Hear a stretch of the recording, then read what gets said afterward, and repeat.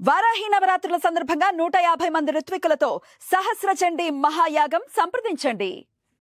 నమస్తే, welcome to Suman TV. ప్రస్తుతం మనతో పాటు ప్రసన్న శర్మ గారు ఉన్నారు, మాట్లాడదాం. నమస్కారం అండి. నమస్కారం తల్లి.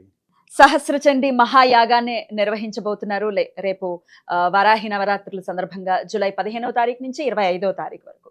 అయితే ఇటువంటి ఉత్కృష్టమైనటువంటి కార్యక్రమంలో పాల్గొనాలి అని చెప్పి చాలా మంది కూడా ప్రయత్నిస్తూ ఉంటారండి. ఎక్కడ వైదికంగా జరుగుతుందా వెతుక్కుంటూ వెళ్ళే వాళ్ళు అనేక మంది ఉన్నారు కదండి. అయితే ఇక్కడ హైదరాబాద్ కేపీహెచ్పి కమ్యూనిటీ హాల్లో జరగబోతోంది కార్యక్రమం. మీరు నేరుగా వచ్చి పాల్గొనొచ్చు. మేము సుదూర ప్రాంతాల్లో ఉన్నాము, వేరే రాష్ట్రంలో ఉన్నాం, లేదా వేరే దేశంలో ఉన్నాము. మా గోత్రనామాలు ఇస్తే చేస్తారా అనేది ఒకటండి ప్రశ్న. అలాగే గోత్రనామాలు ఇచ్చి చేస్తే ఫలితం ఎలా వస్తుంది, అమ్మవారు ఎలా అనుగ్రహిస్తారు అనేది కూడా మీ ద్వారా తెలుసుకోవాలనుకుంటున్నానండి. అంటే తల్లి, మీరు అడిగినటువంటి ప్రశ్నలో గోత్రనామాలు ఇస్తే ఎంతవరకు దాని యొక్క ఫలితం మేము పొందుతాము, ఇది మీ యొక్క ప్రశ్న. అంటే మేము నేరుగా రావట్లేదు కదా. నాకు అర్థమైంది తల్లి. అయితే నేను చెప్పొచ్చేది ఏంటంటే, ప్రత్యక్షంగా పాల్గొనేటువంటి వారు ఫలితం ఎలా అయితే ఉంటుందో, పరోక్షంగా పాల్గొనేటువంటి యొక్క ఫలితం కూడా అట్లానే ఉంటుంది. అదేంటండి అంటే, మన వైదిక క్రతువులు, వైదిక ధర్మ ప్రకారంగా పరిస్థితులు అలాగే సమయాభావాలకి ఋషులు ఏం చేశారు అంటే, గోత్రనామాలు అంటే యజమాని వచ్చి కూర్చున్నా కూర్చోకపోయినా సరే వారి గోత్రనామాలతో ఆరాధన చేస్తే, అంటే దీనికి చిన్న ఉదాహరణ ఎలా చెప్పుకోవచ్చు అంటే, మనం దేవాలయానికి వెళ్తూ ఉంటాం, కానీ అందరికీ గర్భాలయ ప్రవేశం ఉండదు.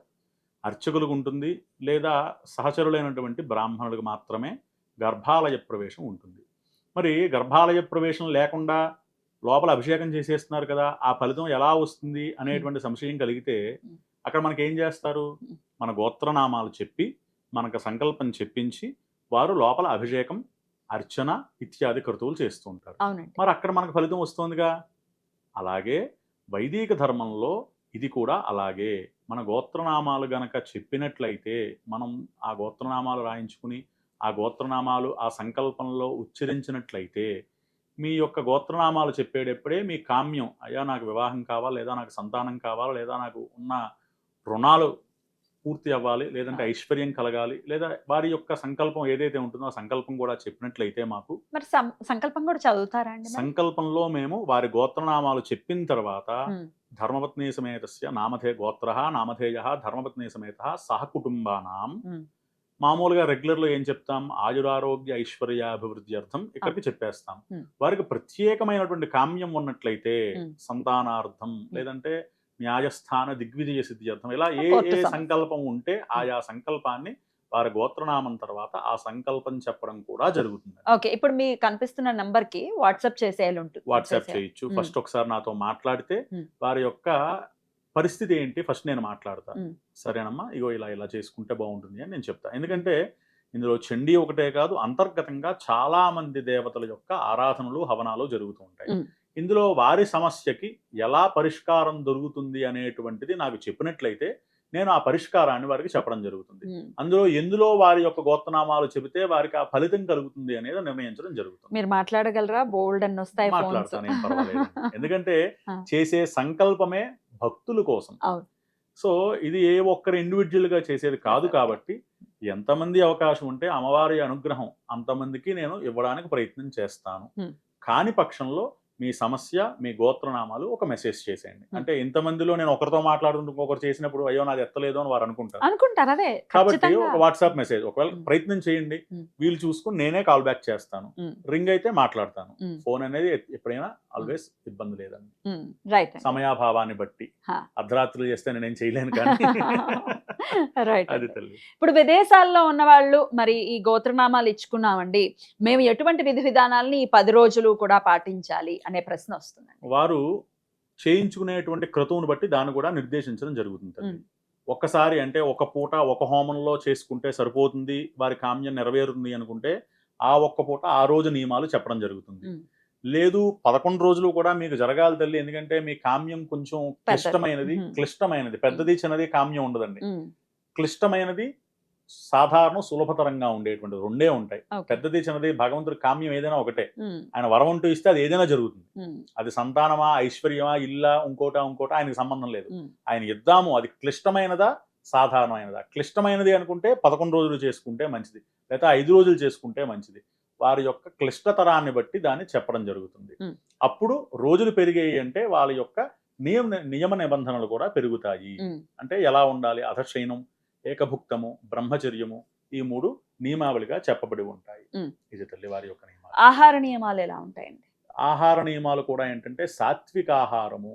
ఎందుకంటే భగవదారాధన ఇదేనే కాదు, మన ఇంట్లో ఏ వ్రతం చేసుకున్నా సరే సాత్విక ఆహారము, ఏకభుక్తము చేయమని శాస్త్రం చెబుతోంది. అంటే సాత్విక ఆహారం అంటే ఇప్పుడు ఉండేటువంటి రోజుల్లో మసాలా ఫుడ్స్, అలాగే ఆనియన్, ఉల్లిపాయలు, వెల్లుల్లి ఇటువంటివి తినకుండా సాత్వికమైనటువంటి ఆహారం, అంటే సులువుగా డైజెస్ట్ అయ్యేది. గుణాలు మనకి సత్వ, రజస్తమో గుణాలు అనేటువంటి 3 గుణాలు ఉన్నాయి. ఇవేవి ఉత్ప్రేరకించకుండా ఉండేవి. అంటే మన ఆహారం కూడా మన యొక్క శరీరంలో మన గుణాలని ఉత్ప్రేరకం అంటే మనల్ని పుష్ చేస్తూ ఉంటాయి.